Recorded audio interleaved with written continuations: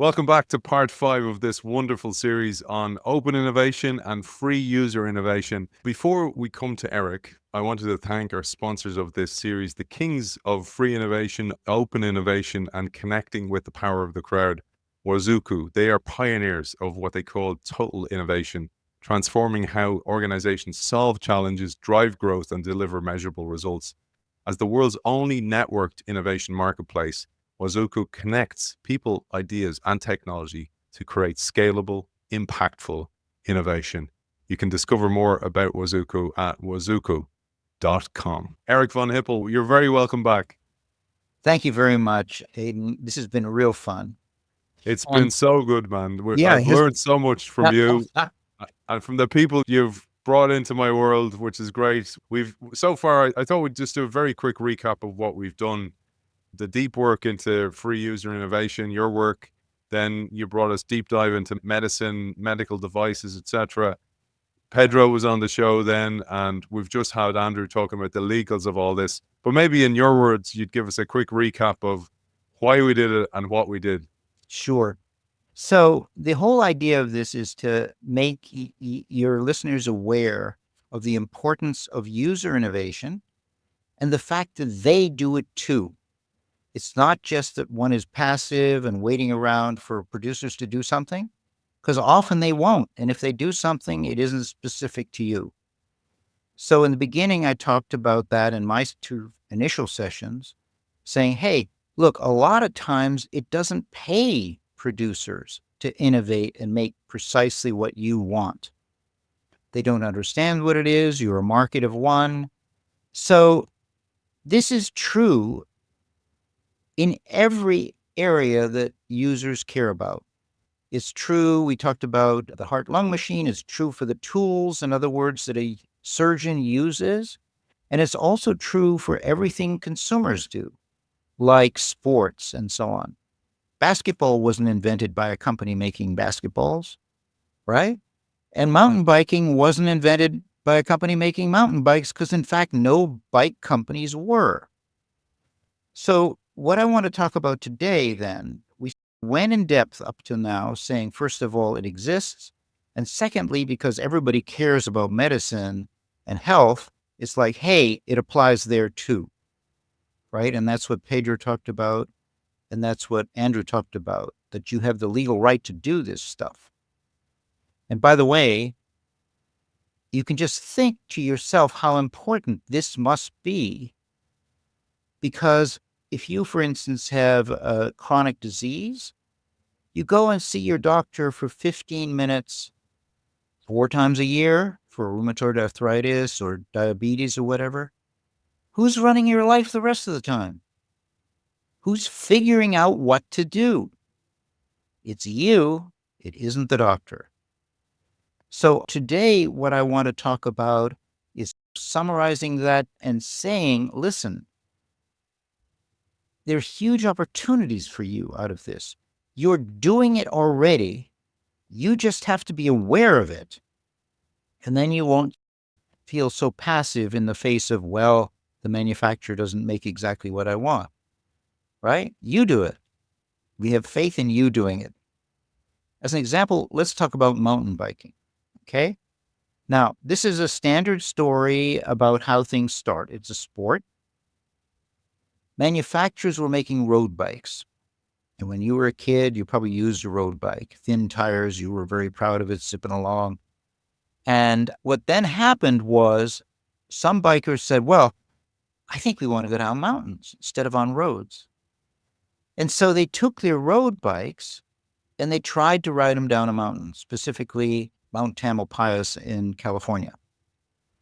And of course, the bikes fell apart. This was unfortunate because they got the bikes from their parents as a gift for Christmas, but no worries because there was a 5-year warranty.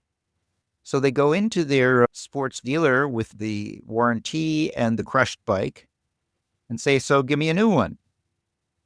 And the store says, well, what did you do with it? Well, I rode down a mountain. You shouldn't have done that. Your warranty is void, right? You shouldn't have done that. Not what you do with the bike. So that's so cool, right? Because they then said, just like in the case of the heart-lung machine or anything else we've talked about, well, if you're not going to do it, I'm going to build a bike. And so they built bikes for themselves, which were initially called clunkers. They put them together. They had heavier tires. They were stronger in the frame. They used motorcycle brakes because the regular bike brakes weren't strong enough to help you down a mountain. Now, that then was something that a few users did. Just like in the case I told in an earlier episode about the heart-lung machine, companies making 1 million road bikes weren't really attracted to the idea of 100 crazy people riding down Mount Tamalpais, right? If we ignore them, maybe they'll go away. But they didn't go away, and eventually the sport spread.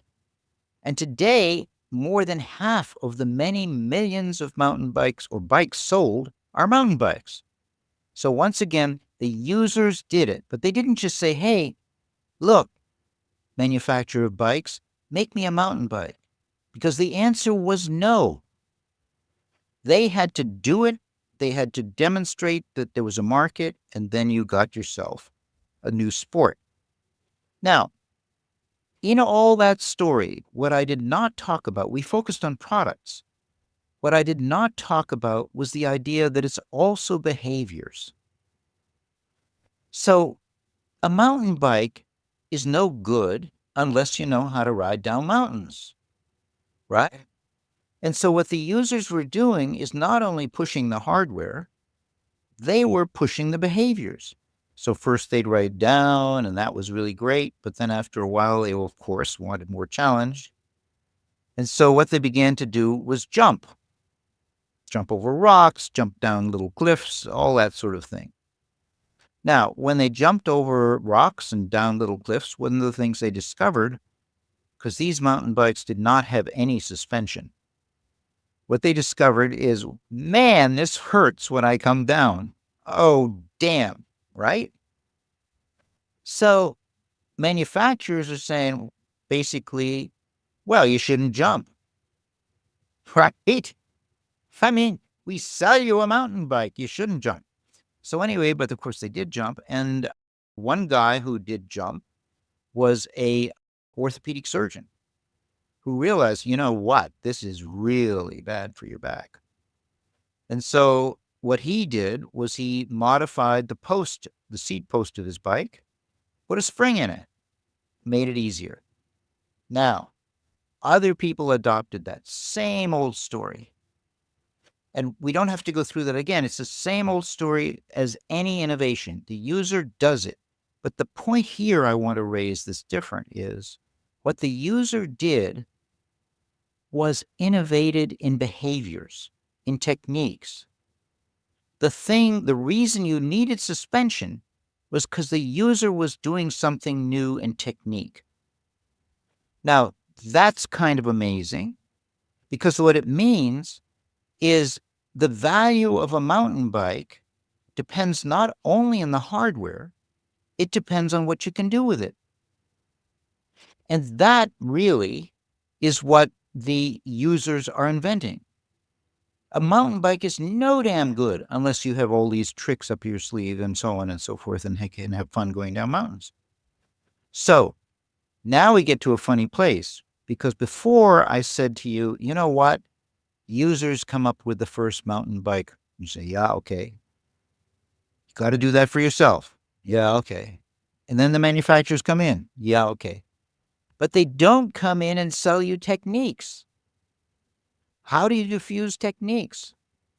Users do it peer-to-peer. So you're going down the mountain, you go off a cliff, you fall down on the other side, the next guy down says, you know, bro, you did it wrong. Let me show you how to do that. And so without any marketplace, any producer involvement, except in the case of professional coaches at the very, very, very high end, what you have is users both innovate and diffuse, right? So the idea of what is going on in the marketplace is really only a very small part of what basically is a user innovation system with manufacturers making pieces. So when you think to yourself about what you're doing, not only are you responsible for inventing or finding the new tools to make the new sport or the new hardware for whatever, you're also responsible for the behaviors. Now, if you think about it further, like my daughter Christiana did a study, the apple doesn't fall far from the tree, something like that. So I told my daughter, listen, do anything you want. If it happens to be user innovation, that's really good. So she was studying parents who were taking care of a first kid. And they have a special site on Reddit with many thousands of people called Beyond the Bump. I'm sure there are other sites too. And the question was, how do you bring up a baby? I don't know how do you put a baby to sleep? So the point was, their young parents were explaining to each other how they did it. In other words, they were sharing the techniques. How do I get my baby to sleep? All these very strange things that I don't know if you have them in Europe, but you have them in the States. Well, what you do is you can put your baby's little bassinetti thing on top of the clothes dryer and turn it on. Do you know about that one, Aiden? We put whiskey on the soother over here on the. Okay. Well, I'll tell you what. We're just so we're clear. We don't. So I've no liability issues. We don't do that. No, we don't do that. But certainly that was not invented by Jim Beam, right? Here, give whiskey to your baby. Nor was putting the baby's bassinetti thing on top of the dryer invented by General Electric or the maker of an appliance, right? These are user behaviors applying standard equipment, but in a new way, right?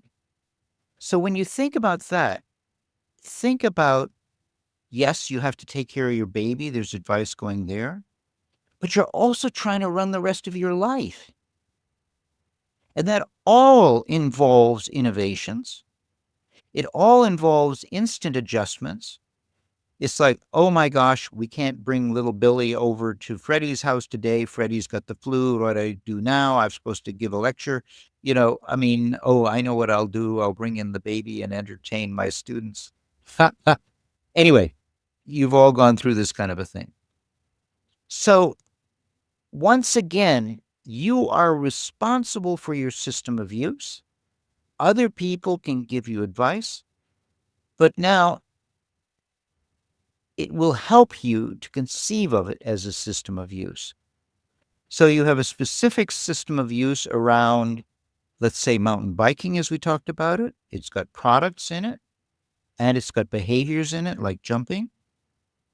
And it intersects with everything else in your life that also has systems.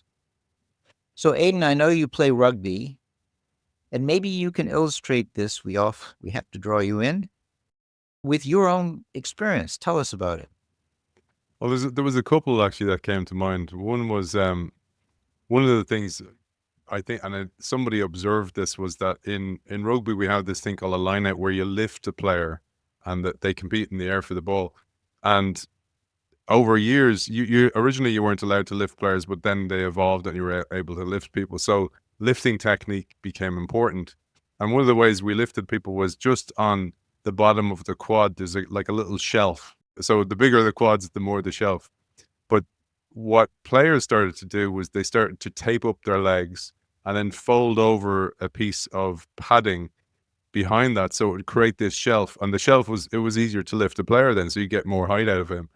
But then somebody along the way went, that's a real pain for players all the time because you need to put the tape on, your legs are sticky, rips all the hair off your legs, have to spray this special spray to remove the stickiness. And somebody created these pads that you just pull up and they have little shelves on them. And that was a behavior-driven innovation that came to mind exactly based on what you were saying about the bikes. That's fantastic. Yeah. Now, there was another one you came up with.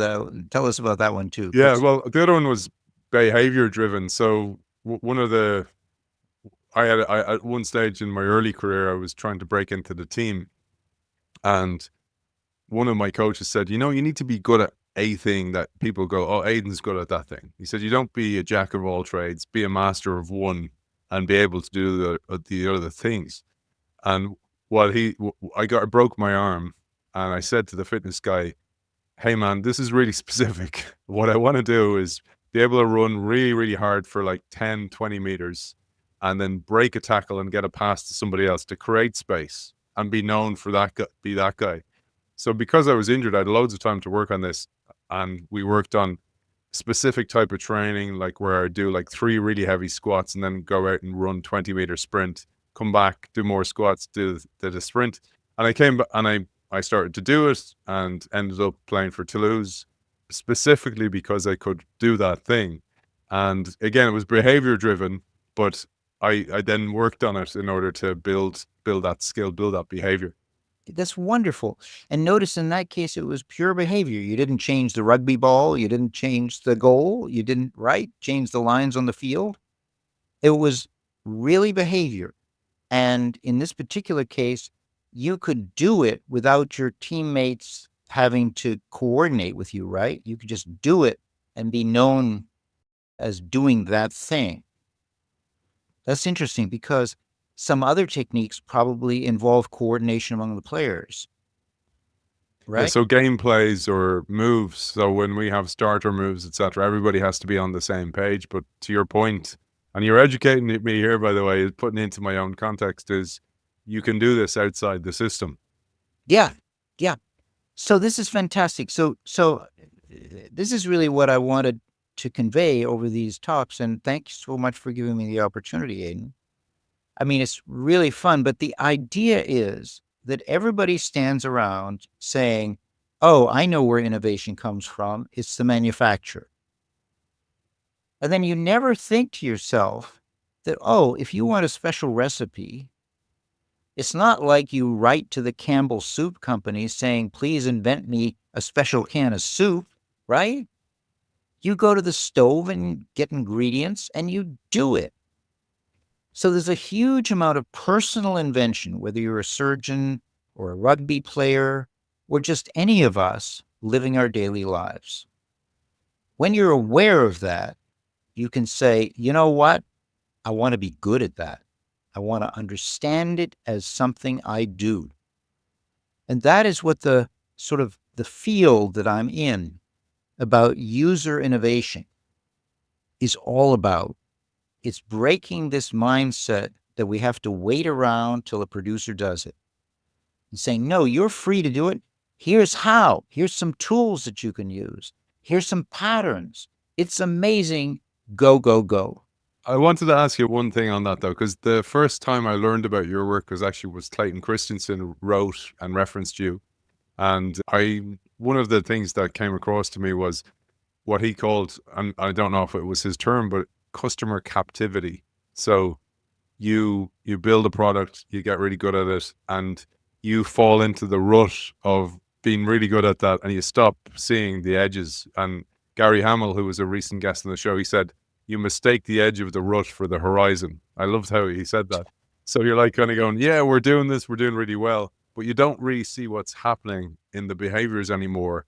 And because you're so involved in execution of your rut, that you miss opportunities like this. And I wondered, had you some parting advice for our audience, for people who work in innovation, to go how to do this, how to observe behaviors? What's your best in class in your view? Yeah. So it's funny because Clay and I, he eventually said, I really regretted writing that.